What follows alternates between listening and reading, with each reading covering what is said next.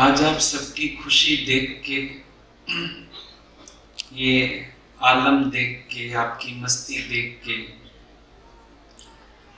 एक बात अंदर में चल रही है कि हम सबको पता है संसार में एक सोने के टुकड़े की कीमत हर जगह एक सी होती है।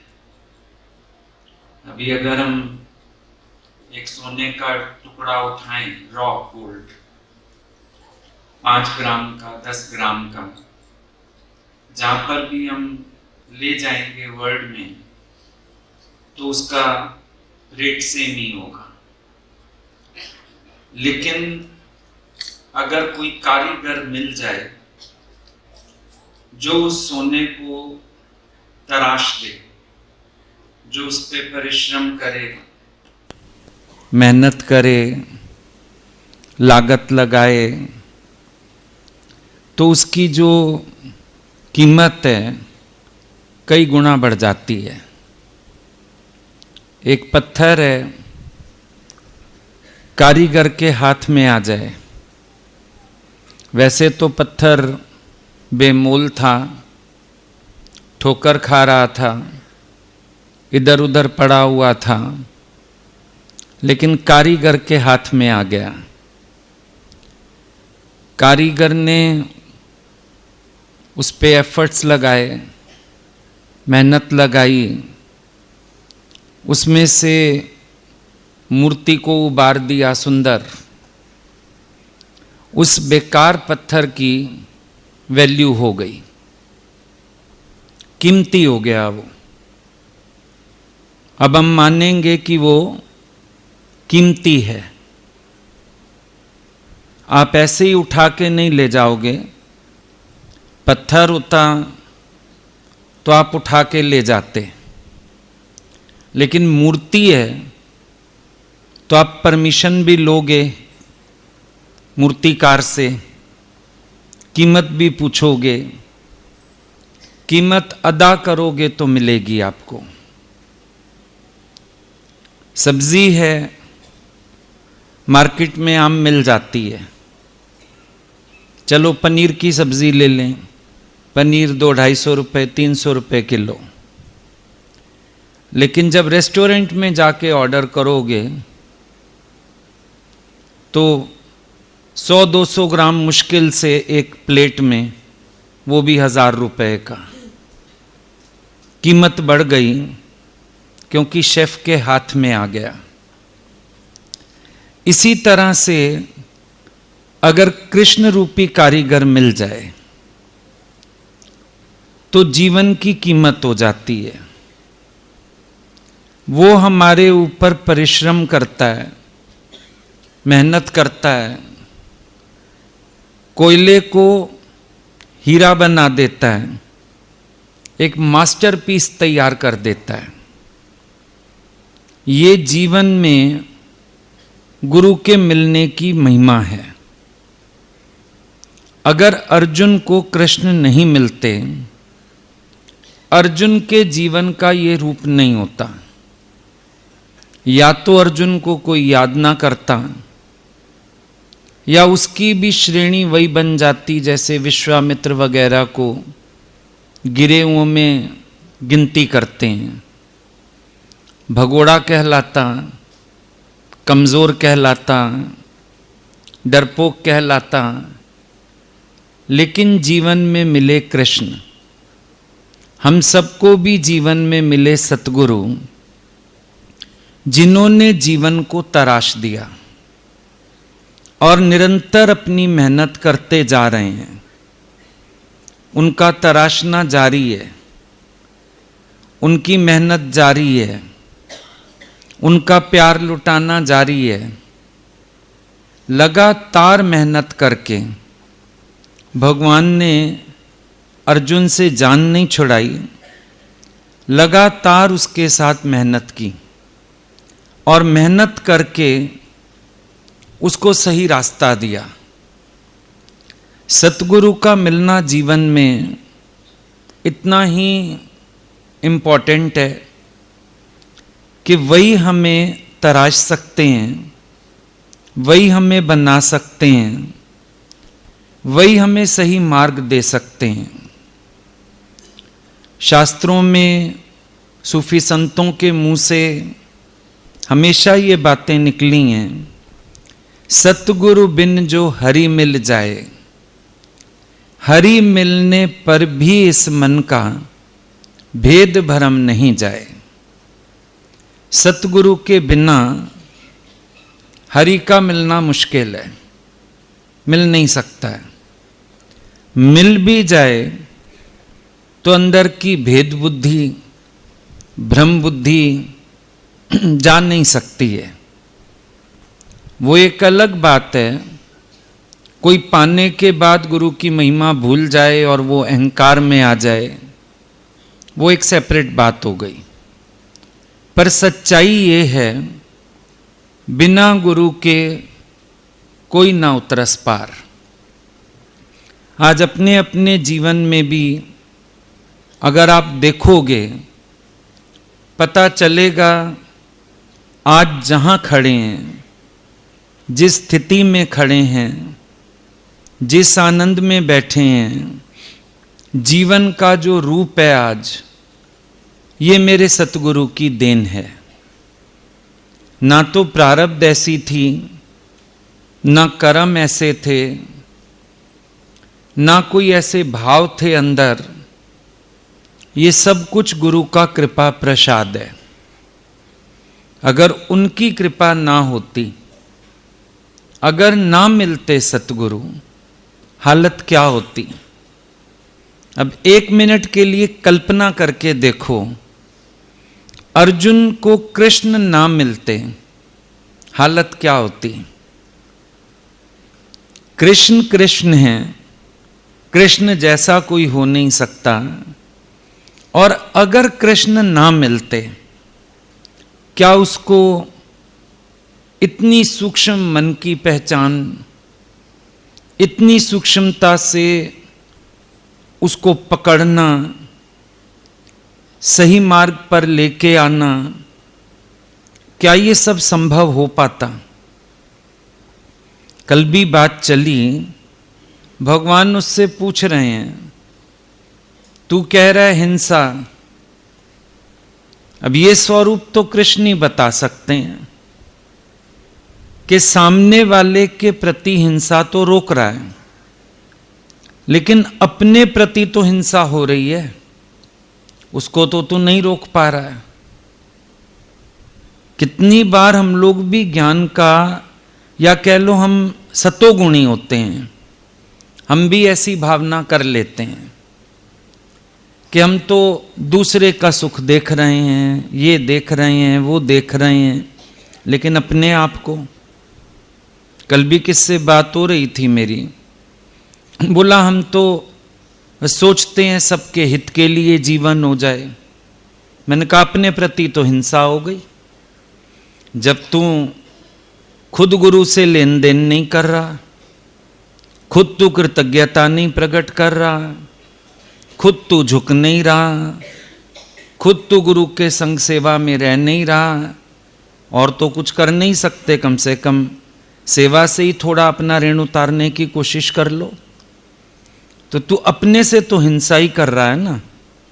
भले ही तू लोगों को जाके ज्ञान सुना रहा है, प्रेम कर रहा है, सोच रहा है मैं भी निष्काम कार्य करता हूँ, मैं भी सबकी मदद करता हूँ, निष्कामी हूँ, लेकिन अपने लिए अब तुमने पुलाव बनाया पतीला भर के, सबको बांट दिया, खुद भूखे रह गए, क्या मजा आएगा।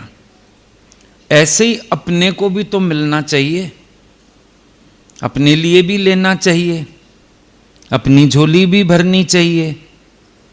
तो कृष्ण जैसा सतगुरु मिले जो मेरे मन के भ्रम संशय तो मिटाए, लेकिन जो मेरी मान्यताएं हैं अपने मन की, मेरा मन भी मान्यताएं बनाता है, मेरी बुद्धि भी मान्यताएं बनाती है, उसको तोड़ने वाला भी तो कोई चाहिए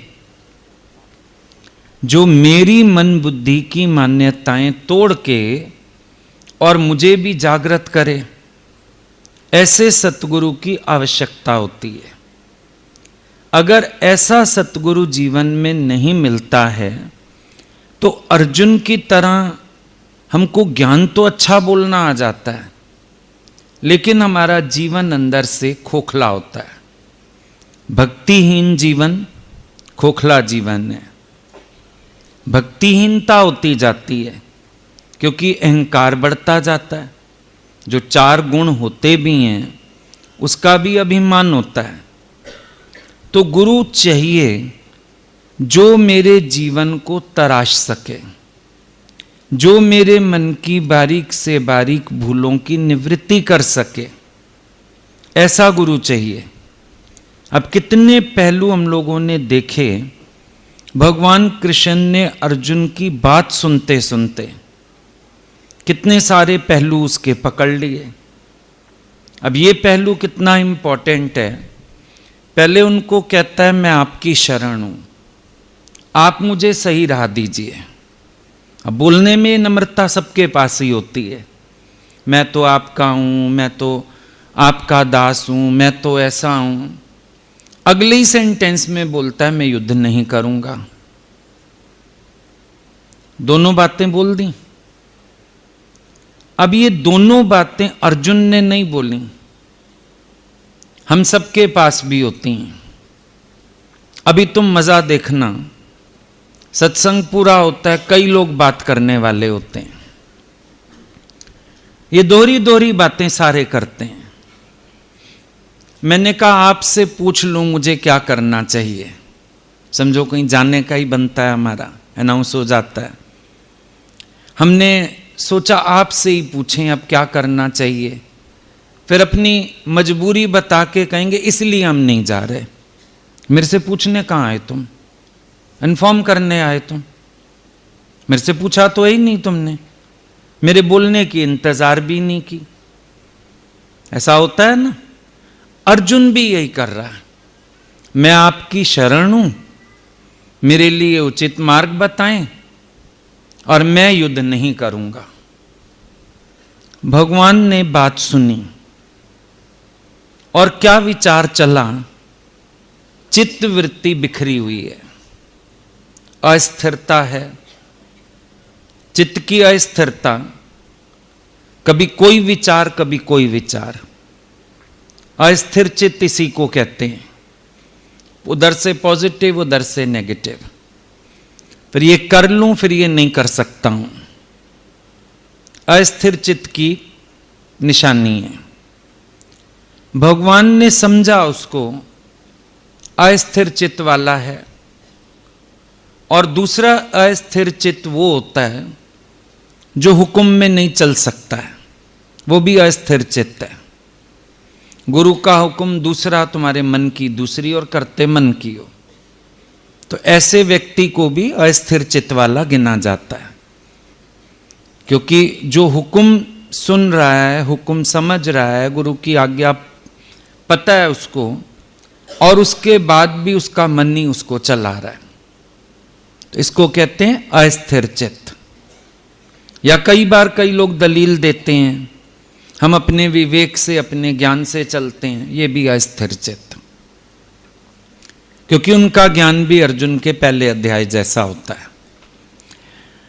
भगवान ने उसको कैच किया, अस्थिर चित्त है, बिखरी हुई वृत्ति है, और उसको भगवान ने वहीं रोक दिया। रोकना भी बड़ा जरूरी है।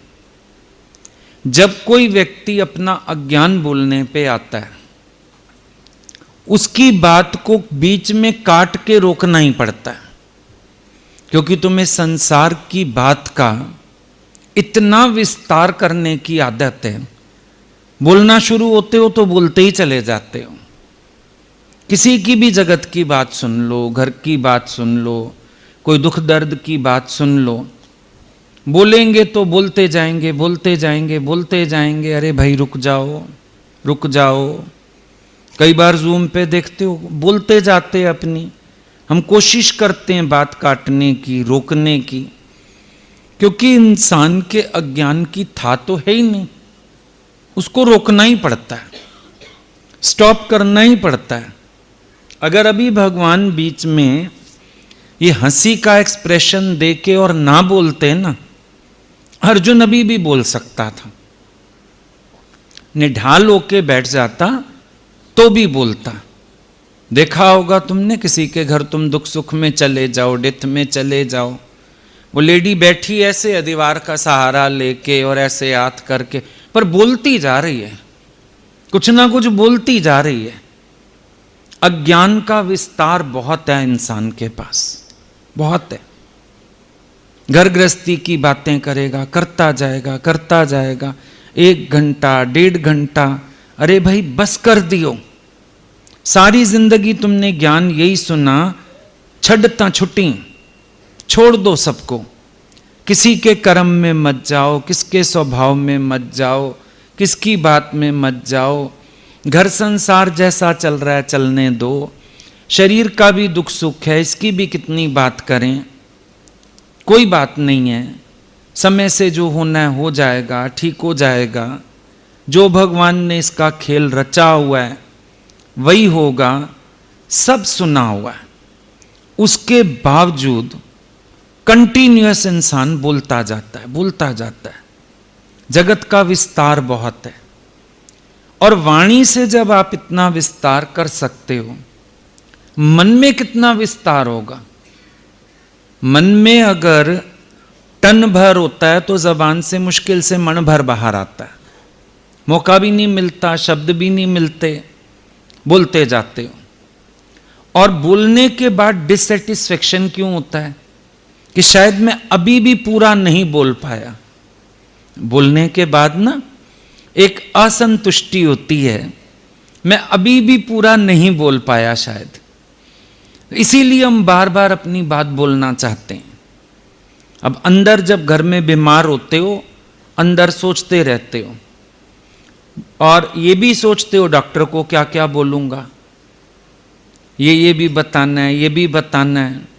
जब पहुंच गए, डॉक्टर ने चेकअप कर लिया, उसने आपकी सुन ली, दवाई लिखनी शुरू कर दी, तो भी आपका अंदर वाला कहता है अभी और बताना है। डॉक्टर साहब ये भी है, डॉक्टर साहब वो, मैं समझ गया माता जी, मैं समझ गया, फिर भी बोलते हैं। और उसके बाद आप जितना बोलते हो, डॉक्टर उस पर कान नहीं देता। उसने जो समझना था अपने से समझ लिया। कृष्ण को जितना समझना है उन्होंने समझ लिया, अब ये बोलना व्यर्थ है। लेकिन मन का एक स्वभाव है, ये बोलता है, क्योंकि इसने जितना सोचा है, इसको डिससेटिस्फेक्शन होता है, मैं उतना एक्सप्रेस कर पाया, मैं उतना बोल पाया, मैं उतनी बात कह पाया, नहीं कह पाया तो मुझे फिर कहनी है, नहीं कह पाया तो मुझे फिर करनी है। कितने लोगों को मैंने देखा है, हरिओम करेंगे 4 बार करेंगे, क्योंकि वो सोच के आए थे मैं हरिओम हाथ जोड़ के करूंगा, ऐसे सिर झुकाऊंगा, फिर वो बाहर से ऐसा रिस्पॉन्स देंगे। अब वो पूरा एक्शन नहीं हो पाया तो उनको लगता है एक बार फिर हरिओम कहना है, एक बार फिर हरिओम कहना है। मने करते हैं पैर नहीं छुओ, पर घर से सोच के आए हैं। अब वो अगर छुए बिना चले गए ना, मूड खराब। उन्होंने सोचा था वेलकम में ही छुएंगे, नहीं छू पाए, सत्संग में मन नहीं लगेगा। ये माइंड सेट इतनी गंदी बीमारी लगा ली है, जहां सेट कर लेते हो ना, वो नहीं हो पाता, तब तक डिससेटिस्फेक्शन चलता रहता है, अंदर कंटिन्यूअस रहता है। माइंड सेट है ये एक, वो करना है तो ठीक है, नहीं कर पाए तो मुश्किल है, बहुत उलझन हो जाएगी, बहुत दिक्कत हो जाएगी, क्योंकि हम सोच के आए, माइंड सेट है हमारा। ये जो बाहरी डिससेटिस्फेक्शन, कभी कर्म में कभी वाणी में, ये आपकी सोच का परिणाम होते हैं। नहीं, बात तो इंसान एक सेंटेंस में भी अपनी कर सकता है, लेकिन मैं उतना समझा पाया, उतनी वेटेज अगले के माइंड में डाल पाया। देखो, कभी कभी आप अपने किसी वाक्य का वेटेज भी डालना चाहते हो दिमाग में। अब आप यही समझाना चाहते हो, आपको पीड़ा बहुत है, अब उसके लिए आप कोशिश करते हो वाणी में करा के बोलूं, फेस एक्सप्रेशन दूं, इनको समझ आए मेरे को दर्द ज्यादा ही है। ये चेष्टाएं हैं, ये मन की चेष्टाएं हैं। अर्जुन के पास हो सकता है पीड़ा हो, मैं मना नहीं कर रहा हूं, लेकिन कुछ तो चेष्टाएं भी मिक्स हैं। ये जो रोकना पड़ा ना भगवान को, हाल अहवाल तो थोड़ी 4 बातों में समझ गए, ये 50 श्लोकों में कोई हाल चाल देता है क्या? 50 सेंटेंस बोलने की क्या जरूरत है? इतना सारा बोलने की क्या जरूरत है? हाल अहवाल तो थोड़े में दिया जा सकता था, 1 सेंटेंस बोल सकता था। भगवान मुझे थोड़ा सा लग रहा है कि ऐसे मैं अपने ही भाई बांधुओं को मार दूं, ऐसा कर दूं, मेरे मन में थोड़ा फेयर आ रहा है ना? बात तो इतने में भी हो सकती थी, लेकिन कुछ वेटेज डालनी है, कुछ जो अंदर इतना सारा आ गया दिमाग में, वो सारा का सारा बताना है। इसके लिए लग रहा है शब्दों का और सहारा। बातें वही हैं घूम घूम के, ज्यादा बातें तो हैं नहीं, बातें तो वही हैं घूम घूम के, लेकिन उन बातों को, उसको बार बार कहने का अर्थ क्या है? अब मैं अपने वालों को मार डालूं, फिर खून से सनी धरती लेके क्या करूं? ये बात तो सेम हुई ना, लेकिन शब्द बदल के, भाव बदल के हम बात उसी संसार की करते हैं। कोई घर की बात करता है, बाल बच्चों की बात करता है, हम देखते हैं बात वही है, कभी इधर से घुमा, कभी इधर से घुमा, काटनी पड़ती है, रोकनी पड़ती है, क्योंकि तुम्हारी चित्त वृत्ति बिखरी हुई है। तुम टॉपिक से हट भी जाते हो, फिर वापस भी आ जाते हो। एक जगह इंसान को स्टॉप करना जरूरी होता है। अगर स्टॉप नहीं किया जाए तो आप तो इस अज्ञान को बोलते ही जाओगे। इसका भी आपके पास एग्जाम्पल है। जब आप अपने रिश्तेदारों से, फ्रेंड से इधर उधर कहीं मिलते हो, क्या होता है? जो दुनिया की बातें शुरू करते हो, करते ही जाते हो। 2 औरतों की तो बात आई, 20 साल जेल के एक बैरक में इकट्ठी बंद थीं, 20 साल। अचानक दोनों की रिहाई इकट्ठे हुई, बाहर इकट्ठे आई, दोनों के घर वाले लेने आए हुए थे। बाय करते हुए एक दूसरे को कहती हैं, चल फिर बाकी बातें फोन पे करेंगे। 20 साल कम नहीं होते, 20 साल विस्तार है, अज्ञान का विस्तार है। ज्ञान माना मनोलय, ज्ञान माना विस्तार की संभावना नहीं। कितना बोल लेना ज्ञान, रोकना ही पड़ता है। कभी कभी 1 घंटा बोलना भी ज्यादा ही लगता है। जिसको समझना है 2 वाक्यों में भी समझ जाएगा। नहीं समझना किसी को, कितना ही विस्तार करेंगे क्या हो जाएगा? विस्तार किया भी नहीं जाता। कहां तक विस्तार करो ज्ञान का? अज्ञान है जिसमें विस्तार की संभावना है, लेकिन ज्ञान में विस्तार की संभावना नहीं बनती है।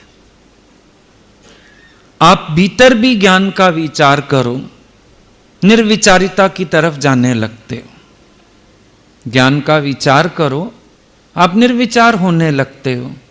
अज्ञान का विचार करो, बढ़ता जाता है, बढ़ता जाता है, बढ़ता जाता है।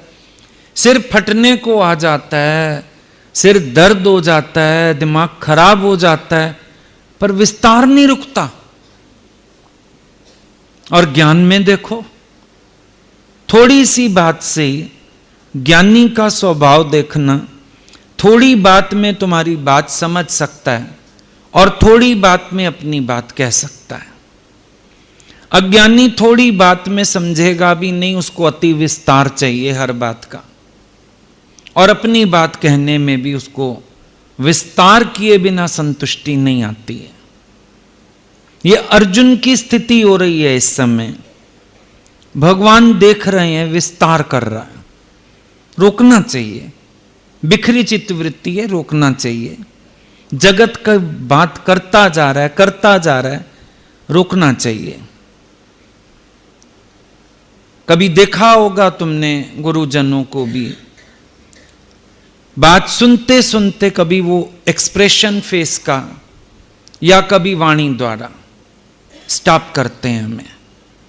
ये भी एक अच्छे जिज्ञासु की पहचान है, गुरु का इशारा समझे। कोई भी बात तुम्हें करने की है, शॉर्ट में करो। समय मांगते हैं लोग बात करने के लिए, लंबी बात है आप आराम से सुनना है। जगत की बात कितनी लंबी हो सकती है, कितनी हो सकती है लंबी, लेकिन लगता है हम ना विस्तार से बैठ के सुनाएंगे, इनको पता चलेगा मेरे जीवन में क्या क्या बीता, क्या क्या दुख सुख आए, मैंने क्या क्या फेस किया। अरे 3 घंटे की पिक्चर को भी 3 मिनट में बताया जा सकता है। व्हाट्स न्यू, तेरे साथ नई बात कौन सी हुई है। और कभी भी महापुरुषों के संग बैठो, कम से कम बात करो, उनको ज्यादा सुनो। उनके आगे ना तो अज्ञान की बहुत चर्चा करो, उनका समय कीमती है, वो थोड़े में तुम्हें समझ सकते हैं।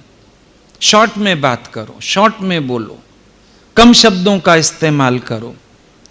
और ज्ञान तो उनके सामने बोलना ही नहीं चाहिए, वो अहंकार का प्रतीक है। इसीलिए कम बोलो, ज्यादा सुनो। जब भी महापुरुषों के पास बैठो, या तो उनको सुनो, और वो भी ना बोले ना, उनके मौन का आनंद लो। महापुरुषों का जो मौन है वो भी आनंददायक है। उनके मौन का भी आनंद लो, उनके मौन को भी पढ़ो, उनके मौन से भी सीखो। बहुत बोलने की आवश्यकता नहीं होती है महापुरुषों के आगे। तुम मुंह खोलते हो, वो समझ जाते हैं तुम क्या हो, कहां खड़े हो, पहचान लेते हैं। कभी कभी लगता है हम उनके आगे थोड़ा ज्ञान ज्यादा बोलेंगे ना, उनको लगेगा हम ज्ञानी हैं, वो थोथापन भी पहचानते हैं। आवश्यकता नहीं है, कम बोलो, ज्यादा सुनो, इतना मौन हो सको भीतर से।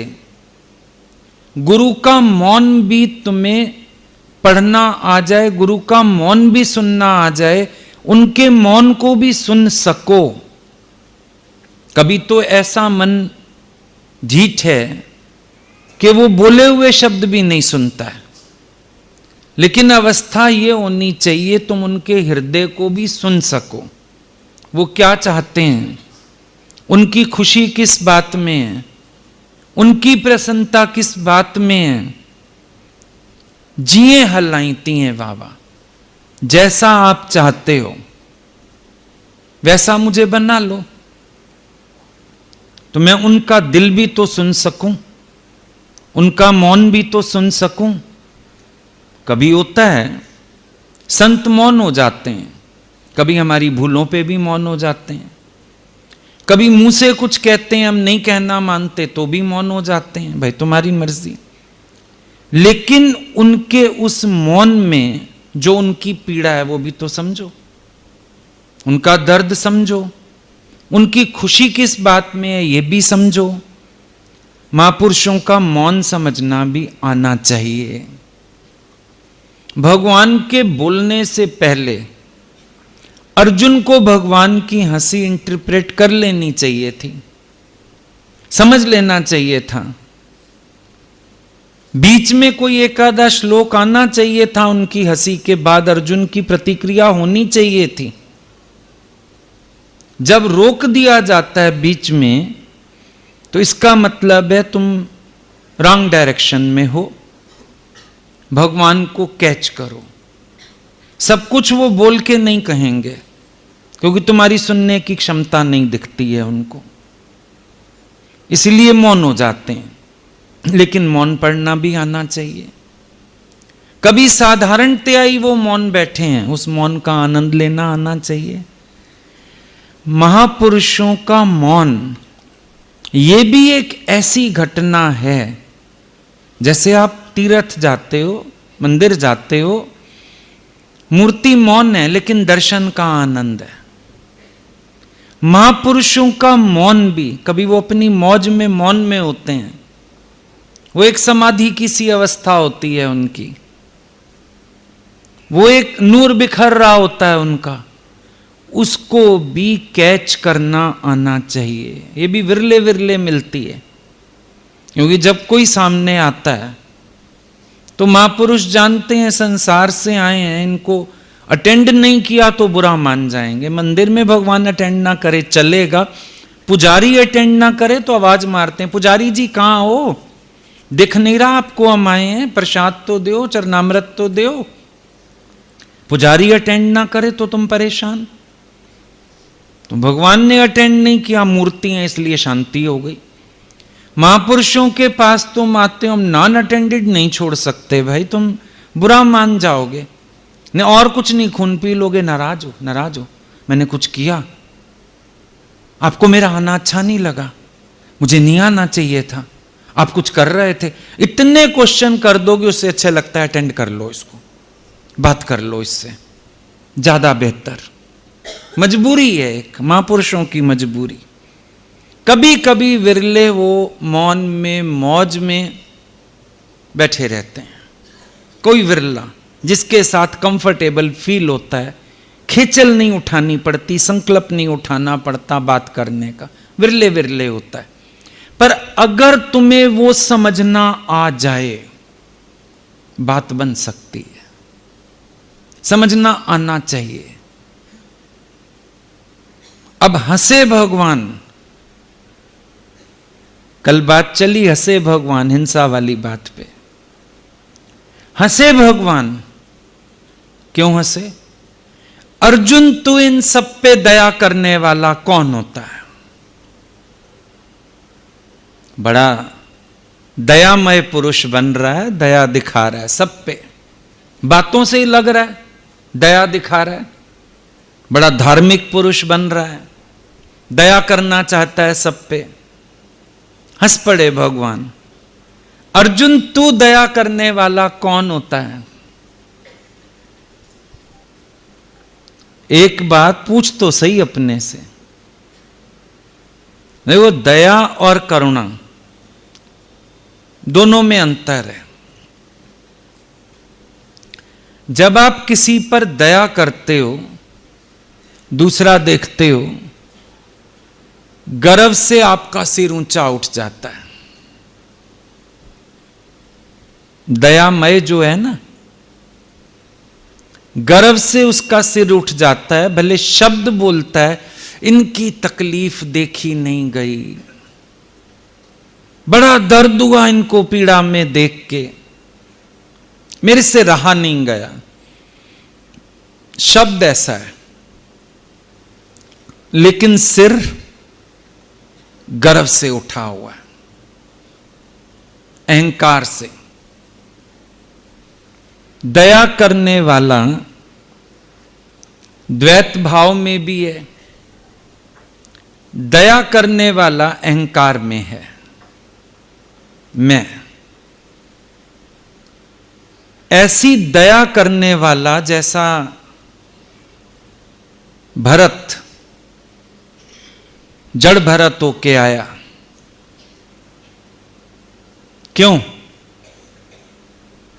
दया की, हिरनी के बच्चे पे दया करता है, दया करता है, अभिमान में आता है, दया करता है, ईश्वर का काम संभालता है, ईश्वर को पीछे करके मैं पालना करूंगा, मैं संभालूंगा, मैं करूंगा, मैं नहीं करूंगा तो कौन करेगा? फिर मोह भी आ गया। दया करने वाला शनय शनय अधोगति की तरफ जाएगा। कभी कभी आपको लगता होगा आप लोग ज्यादा दयालु हो, महापुरुष दयालु नहीं। सत्संग में कभी भगवान किसी को कुछ कहते थे, डांटते थे, अगला रोने लगा, अड़ोस पड़ोस वाले पानी भी देने की कोशिश करें तो उनको मार मिलती थी। लगता था हम लोग उल्टा दया करते हैं, ये महापुरुषों के दया नहीं खाते, अगला जोर जोर से रो रहा है, हिचकियां ले रहा है, और बोलते थे रोने दो, अपने कर्मों को रोता है, रोने दियो, कौन बड़ी बात है, रोएगा नहीं तो संवरेगा नहीं, रोने दो, रोना चाहिए। लक्ष्मी भगवान तो और कड़क शब्द इस्तेमाल करते थे, रोने दो। हम लोग सोचते थे दया करनी चाहिए। कभी कोई केस आता था, भगवान ऐसे नेग्लिजेंस की तरह से सुनते हैं, वो इतनी बड़ी तकलीफ अगले की।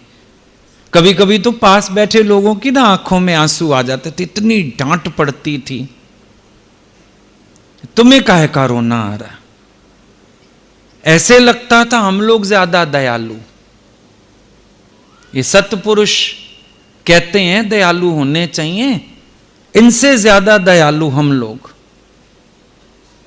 हम दया करते हैं, हम दयामय लोग हैं। ऐसी फीलिंग्स किसी ना किसी कोने में अंदर आती हैं, क्योंकि हम दुनिया से सीख के यही आए हैं। कुछ दया आनी चाहिए, कुछ अपने आप को सत्पुरुष दिखाने के लिए दया का शो ऑफ भी करना चाहिए। सीधे सीधे नहीं कह रहे भगवान, लेकिन अर्जुन के मन को जानते तो हैं। गुरु तुम्हारे मन को जानता तो है। कई अच्छी चीजें, एक बार एक हमारे दादा भगवान के समय के प्रेमी थे अहमदाबाद में, कौशल्या भगवान, उनके पास एक केस गया, कोई लेके गया किसी लेडी को, काफी यंग एज में उसके हस्बैंड की डेथ हो गई, संभल नहीं रही थी, डिप्रेस सी हो गई। किसी ने कहा इधर दादाजी के सत्संग में लेके जाओ, उनकी सास भी थोड़ा जुड़ी थी, बोला उधर लेके जाओ, इसको शांति वहीं मिलेगी। कोई ले आया, सामने बिठा दिया, सत्संग में जो चला चला, सत्संग पूरा हुआ, मेरे पास बैठो, बिठा लिया। 2-4 लोग और भी बैठ गए। उनके खाने के लिए कोई चीज आई, उन्होंने कुछ खाई, अगले को प्रसाद तौर पकड़ा दी, लो खाओ तुम। अब ये तो दुनिया में हम सबने सीखा हुआ आसपास वालों को, प्रसाद लेके तू भी ले, तू भी ले। पहला दिन कौशल्या भगवान तो आ गए जोश में, बोला तेरी दवाई थी, डॉक्टर दवाई देगा ऐसे बांटोगी क्या। उन्होंने मेरे से शेयर किया अपना एक्सपीरियंस, बोले हम इतनी बुरी तरह कांप गए और लगा ये महापुरुष हैं, अभी तो इतना अच्छा सत्संग कर रहे थे, अभी तो इतना अच्छा ज्ञान बोल रहे थे, प्रसाद ही तो दिया, कौन सी आफत आ दी हमने। और ये तो बेसिक मैनर्स हैं, और ये तो अच्छा भाव होता है, मंदिर से भी आओ, गली में प्रसाद बांटते आते हैं, दिया तो। कभी कभी आपको लगेगा हम ज्यादा दयालु हैं, इन लोगों को नहीं समझ आती शायद। कभी किसी को गुरु कुछ कहेगा, लगेगा बाबा इतना बोलने की क्या जरूरत थी, कम बोल देते, समझ तो जाता अगला इतने में भी। तुम्हें ऐसे लगेगा मैं बड़ा दयालु हूं, शायद मेरा दिल बड़ा, मेरे अंदर तो भाई बड़ा प्यार भाव, बचपन से ही ऐसा हूं मैं तो। कई बार तुम्हें ऐसा एक्सपीरियंस होगा।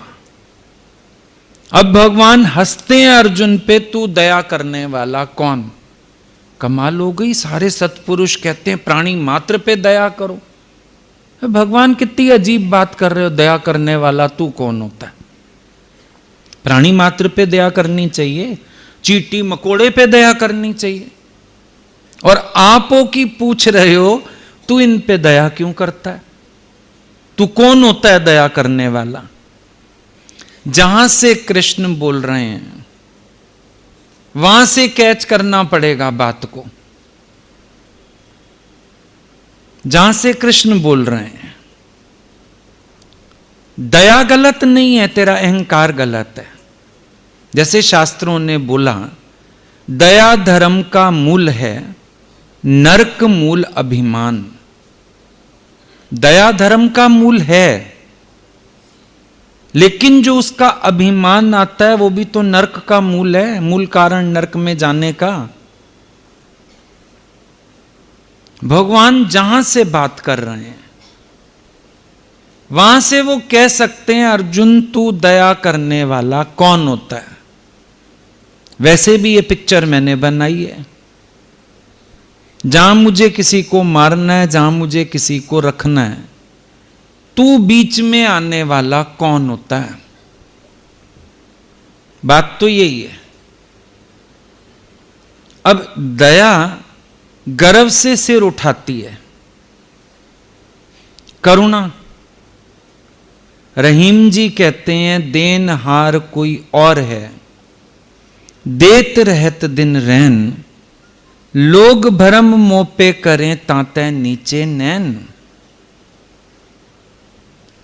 करुणावान की आंखें नीची हैं, वो कहता है ईश्वर तूने मुझे कुछ योग्य समझा, तेरा शुक्राना। वहां अहंकार का भाव है, वहां कृतज्ञता का भाव है। दयामय अहंकार से भरा है, करुणामय कृतज्ञता से भरा है। दोनों में डिफरेंस है। आज गुरु ने कार्य में लगाया, सबको खुशी देना सिखाया, कृतज्ञता रहती है, आपकी नजरों ने समझा प्यार के काबिल मुझे।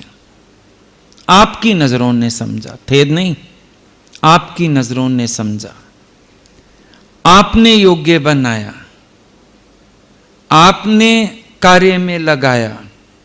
ये सब आपकी मेहरबानी, मेहरबानी आपकी। ये दोनों में अंतर है। पर हम जो संसार से दया सीख के आए हैं, हम उसी ढर्रे पे चलते हैं।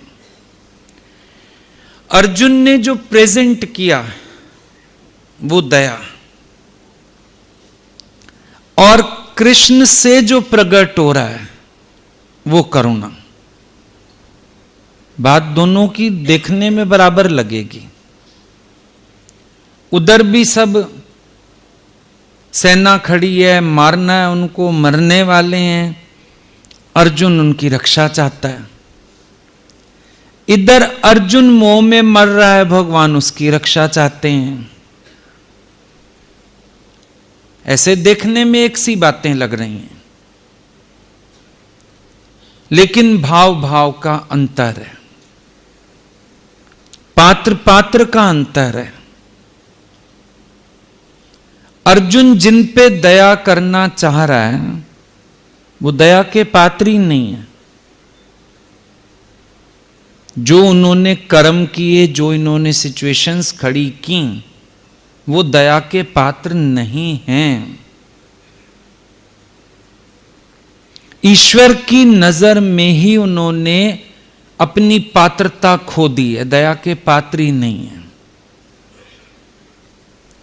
और अर्जुन परमात्मा की नजर में दया का पात्र है, क्योंकि उसके कर्म गलत नहीं है, उसने किसी से गलत नहीं किया, वो किसी का हक हिसाब खाना नहीं चाहता, वो अपनी जगह ठीक है।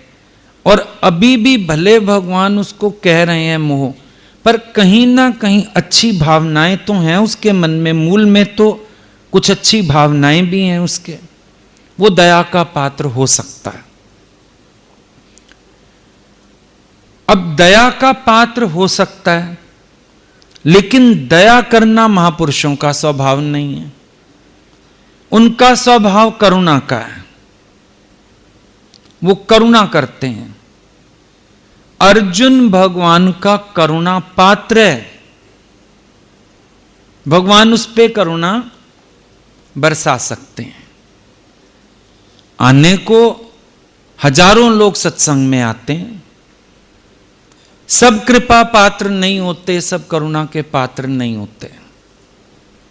कोई अहंकारी हैं, कोई अपने मन से चलने वाले हैं, कई खाली गुरु से लाभ ले लेते हैं, अब तुम भी बाबा हम भी बाबा। सब कृपा पात्र नहीं होते, गुरु की नजर में नहीं होते, चाहे वो अपने आप को मानते हों, गुरु की नजर में सब नहीं होते। कृष्ण जिस जगह खड़े हैं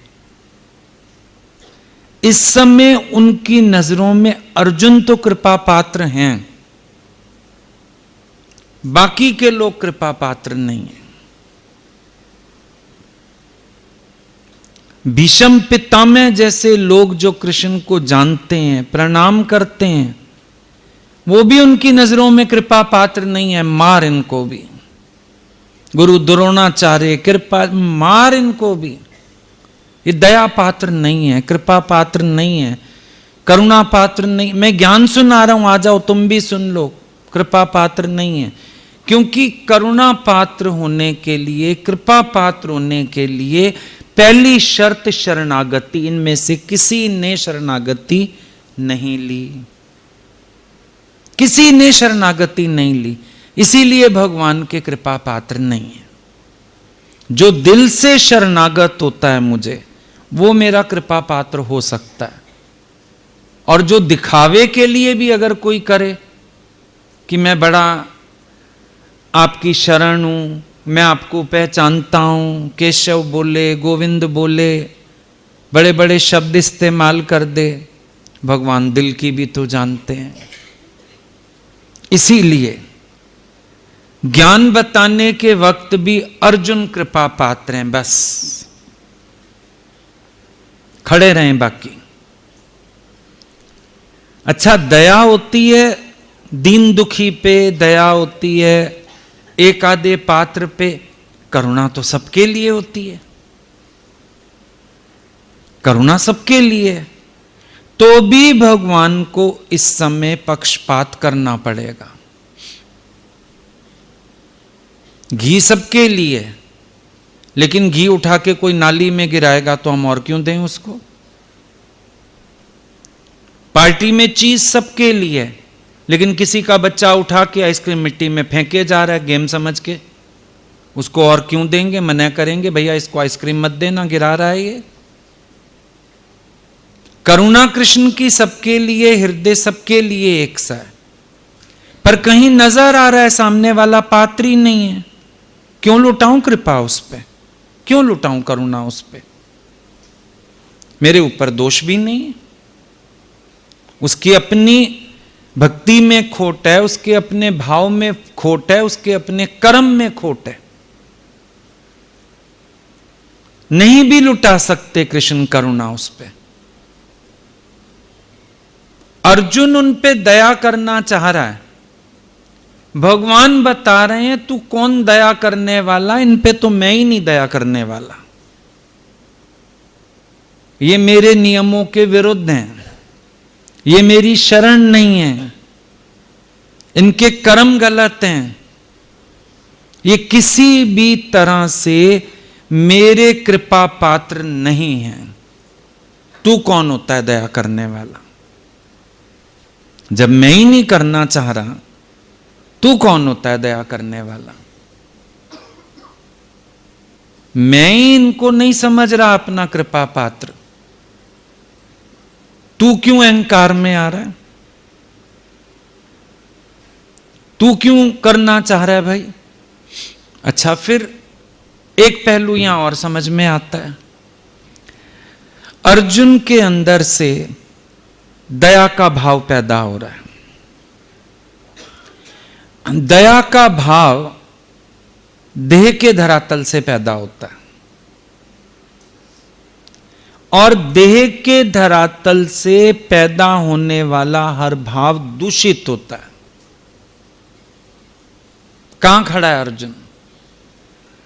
क्या स्थिति है अर्जुन की? है तो देह अध्यासी, है तो देह बुद्धि वाला, आत्मा का ज्ञान तो पता नहीं है। अपने रियल सेल्फ को तो जानता नहीं है। एक आत्मज्ञानी पुरुष है, वो अपने आत्मा के भाव में ही रहता है, जागृति में ही रहता है, अवेकनिंग में ही रहता है।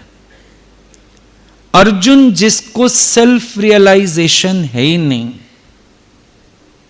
जो अपने रियल सेल्फ को नहीं जानता, जो अपनी बॉडी को ही अपना सेल्फ मान रहा है, जिसके पास अपनी पहचान ही यही है कि मैं मिस्टर अर्जुन,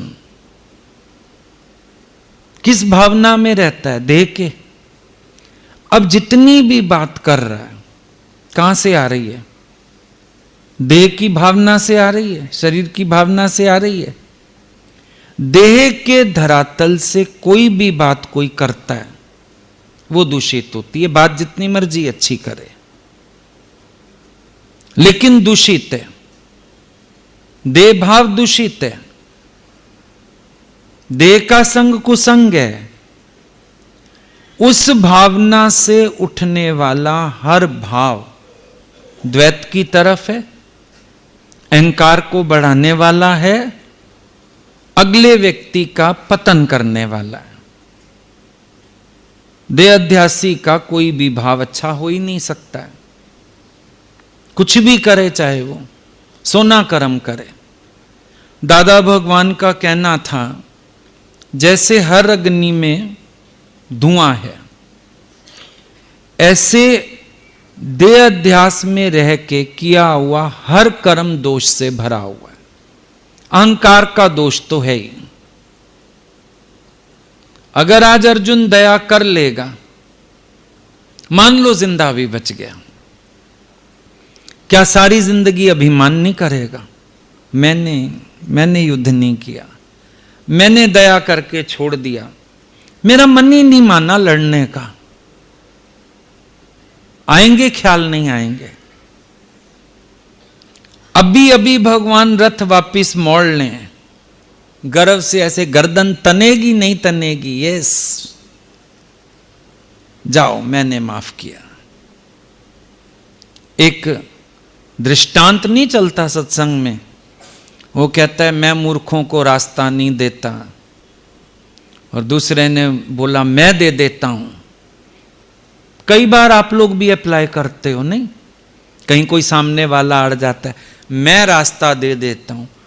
देखा करो, मैं रास्ता दे देता हूं का जो स्टाइल होता है, जो वो आसुरी मुस्कान होती है चेहरे पे, जो वो वाणी में आसुरी आकाशवाणी होती है, नोटिस की कभी?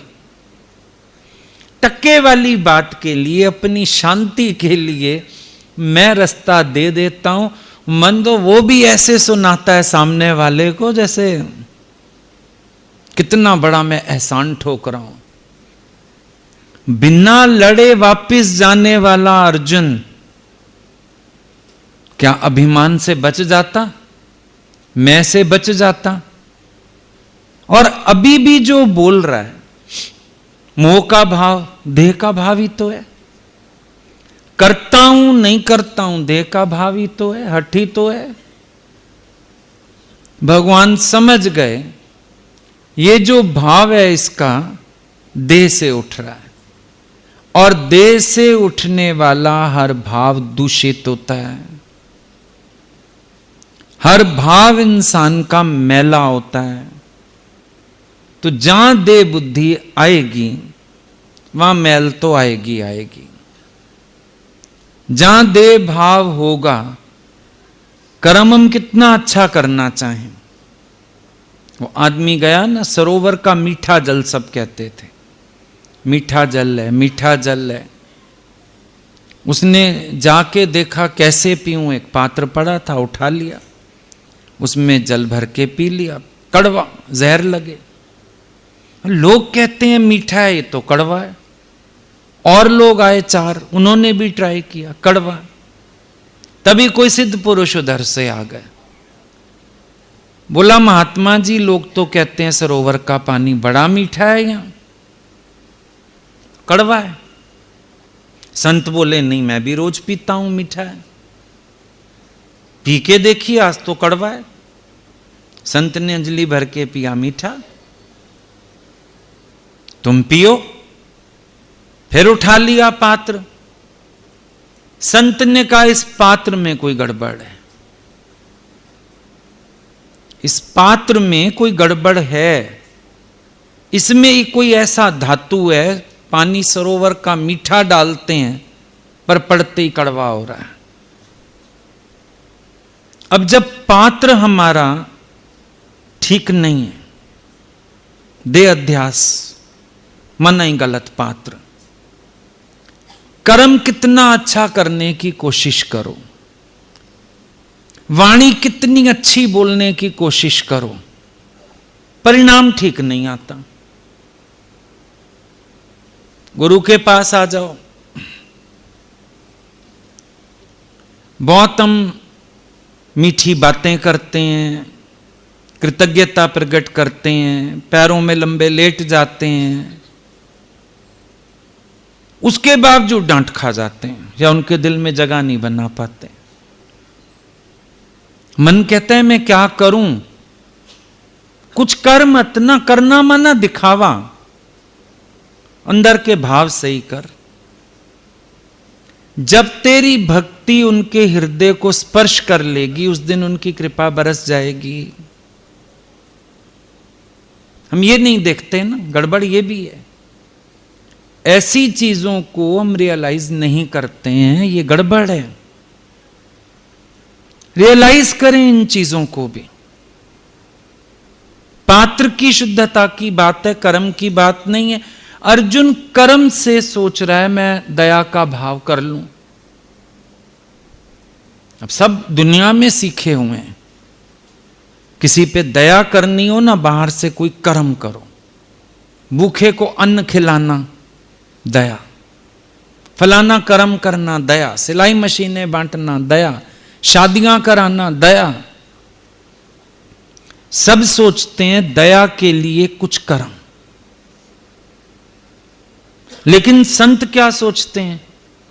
मोहम्मद साहब के पास आया भीख लेने, कटोरा ही छीन लिया। लड़के को बड़ा बुरा लगा, ने दिया भी नहीं कुछ, मेरा कटोरा भी छीन लिया। उसको ले गए बाजार, कटोरा बेच दिया। अपने से और पैसे मिला के कुल्हाड़ी खरीद दी, जाओ जाके मेहनत करो। ये करुणा हुई। आप किसी को राइट मोटिवेशन देते हैं, ये करुणा हुई। अब अर्जुन पे दया दिखाएं, कॉम्बी फ्लेम खिला दें, ठंडा दूध का गिलास मंगवा दें भगवान, शरबत डाल के, ठंडा ठंडा खसका शरबत पिला दो भाई अर्जुन को। सिर घूम रहा है, कांप रहा है, एनर्जी लेस फील कर रहा है, कोई हार्लिक्स ले आओ खिला दें इसको, च्यवनप्राश ले आओ दे दें इसको, कोई मिठाई का टुकड़ा ले आओ खिला दें इसको। नथिंग डूइंग, सीधा सीधा भगवान हंस पड़े, ये बंद कर ड्रामेबाजी, खड़ा हो, चल युद्ध कर। हार्श है बड़ा। ज्ञानी की करुणा का रूप ये नहीं है जो हमारा मन सिंपैथी ढूंढता है, सिंपैथी करता है। हमें सच्ची सिंपैथी करनी आती नहीं। अर्जुन दया करना चाहता है, युद्ध ना करके मैं बड़ा दया करूंगा। भगवान कह रहे हैं गलत, ये रूप ही गलत है तेरा। सारी दुनिया ऐसे ही तो दया करती फिरती है। अभी कहीं भूचाल आ जाए, कुछ आ जाए, कोई भी ट्रेजेडी हो जाती है, दुनिया भर के संत ट्रक भर भर के सामान भेजते हैं। जितनी एनजीओज होती हैं, कोई कपड़े भेज रहा है, कोई खाने भेज रहा है, कोई ये मैसेज भेजता है वहां से 10 लड़के ले आओ, हम फैक्ट्री में रोजगार दे देंगे, उनके रोजगार चले गए हैं। तुम्हारे खाने से कितने दिन खाएंगे? तुम्हारा ट्रक भर के 1 लाखों लोगों के बीच पहुंचा, टुकड़ा टुकड़ा भी किसी को मिलेगा, किसी को वो भी नहीं मिलेगा। दया का ये रूप ही गलत है। शादी करा दी तुमने बेसहारा अबलाओं की, भाई हमने 100 लोगों की इकट्ठी शादी करा दी। फिर शादी तो करा दी तुमने, चलो गरीब लड़कियां थी, मां बाप नहीं कर सकते, तुमने करा दी। अब उसका पति मर गया, अब क्या होगा? उसके पति की नौकरी छूट गई, अब क्या होगा? उसको ज्ञान से स्टैंड करते, अकेली भी रह लेती। आधारी तो पकड़ाया, कमजोरी तो किया। दया करने वाला सामने वाले के कमजोरियों को बढ़ाते हैं। भीख दे देते मोहम्मद साहब, भिखारी तो बढ़ाते, उसका भीखपना ही तो बढ़ाते। अर्जुन युद्ध छोड़ के चला जाए दया दिखा के, दुर्योधन और बलशाली हो जाएगा, उसके दुर्गुण और बलशाली हो जाएंगे, अपने जैसे 2-4 दुर्योधन और पैदा भी तो कर देगा वो, सारे के सारे उसके संस्कारों वाले। मुसीबत खड़ी हो जाती समाज के लिए कि नहीं होती? ज्ञानी का करुणा का स्वरूप दूसरा है। अब आप रो रहे हो, मैं आपको कंधा दे दूं, आज आ रो, और हिचकियां बांध बांध के रोगे। और हम गए एक बार गुरुजी के साथ, तो क्या था वहां पर, एक किसी के घर डेथ हुई थी, यंग डेथ, मेरे ख्याल 6 महीने शादी को हुए थे कि 4 महीने, यंग लड़की थी, अभी चूड़ा भी पहना हुआ था उसने, डेथ हो गई। सुबह सुबह खबर आई, हम लोग सत्संग के लिए ही गए थे। भगवान बोलते हैं चलो चलो, उसके घर ऐसे मैसेज आया है, लड़की का जवान का डेथ हुआ है, यहाँ सत्संग कोई देखेगा या हम लोग आ जाएंगे, पहले उधर चलो। चले गए। अब वहाँ तो वही जो करते थे पहले ज़माने में, घूंघट काट के रोना शुरू, जैसे ही देखा 4-6 लोग आए। भगवान जाके सीधे सीधे उस लड़की के आगे खड़े हो गए। ए, घूंघट ऊपर करो, हम तुम्हें रुलाने नहीं हंसाने आए हैं। वो बेचारी तो ऐसे देखे, इस समय ये शब्द कौन बोल सकता है, हम हंसाने आए हैं? सारे रुलाने वाले आते हैं। बाद में बैठे भगवान बोले, अगर मैं भी जाके उसके पास बैठ के कंधा देती तो वो ज्यादा रोती। अब एक शौक लगा ना उसको, पर उसके आंसू रुक गए। अब उसने सुना हम लोगों को, कैच किया हम लोगों को। तो यहां पर एक बात पता चल रही है, अर्जुन को पूरा सत्पुरुष भी नहीं है, मोह में ही आया है। इसको ये जो ख्याल आए हैं ना, मोह में ही आए। पूरा सत्पुरुष होता तो करुणा भी तो पता होती क्या होती है। मोह वालों पे तो दया ही आती है भाई। मेरो वालों का मुंह देखोगे दया ही आएगी। बेचारे क्यों नहीं छूट पाते तुम लोग घरों से? क्या प्रॉब्लम है? दिक्कत होएगी, उनको ऐसे होएगा, उनको दया है ना अंदर, लिहाज, दया, ये देह के धरातल से उठने वाले भाव हैं जो तुम्हारा बंधन बनते हैं। अर्जुन को कमजोर बना रहा है अर्जुन का ही मोह। अर्जुन के मन में उठने वाले विचार ही अर्जुन को वीक कर रहे हैं। अर्जुन के मन में उठने वाला जगत ही अर्जुन का बंधन बन गया है। ये हथकड़ियां अर्जुन ने आप बनाई हैं, जिनको अब कहता है टूटती नहीं। मैं युद्ध नहीं करूंगा।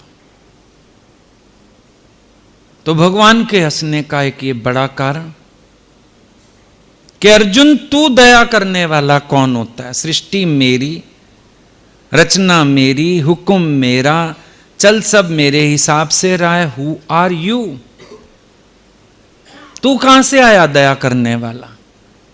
अच्छा, आप अपने बच्चे को किसी बात पे पनिश कर रहे हो, समझो आपने रोटी नहीं दी, पड़ोसन आई खिड़की से रोटी दे गई, रोल बना के उसको परांठा दे गई, तुम पड़ोसन के घर लड़ने चले जाओगे। आपने रोटी क्यों दी उसको? तुमने अपने बच्चे को निकाल बाहर खड़ा किया, धूप में खड़ा हो जा, नहीं कहना मानता ना, खड़ा रहे। पड़ोसन आई, उसको अपने घर ले गई, एसी में बिठा के ठंडा दूध पिलाया, फ्रूट्स खिलाए, ड्राई फ्रूट्स खिलाए। तुम उसके घर जाके लड़ोगे? नहीं लड़ोगे। तो भाई अर्जुन भाई साहब, आप एक बात बताओ, हमारी रचना, हमारा खेल, हम इसके चलाने वाले, इसके डायरेक्टर, हम प्रोड्यूसर, हम आप दया दिखाने कहां से आ गए? इसलिए भी हंसी आ गई। तू कौन, मैं काम का? अपने पे दया करने की तेरे अंदर सामर्थ्य नहीं, तू सामने खड़ी सेना पे दया दिखा रहा है। अपने पे कृपा कर सकता है, अपने पे दया कर सकता है, अपने लायक तो तू है नहीं, कांपे जा रहा है। दो अपने विचार, अपना मन तो तेरे से संभल नहीं रहा, तू दुनिया पे दया दिखाने आ गया। तो भगवान के हंसने का एक ये भी कारण था। एक तो उसको रोकना था, इंटरप्ट करना था, बस बहुत बोल लिया, तू चुप कर। बार बार उन्हीं बातों को घुमा घुमा के करता है, स्टॉप। एक रोकना था, फेस एक्सप्रेशन, ऐसी कटिल मुस्कान, कभी कभी ना सामने वाले को कैच होती है तो रुक जाता है जरा, रोकना था। और दूसरा ये समझाना था कि तू दया करने वाला कौन होता है। ठीक।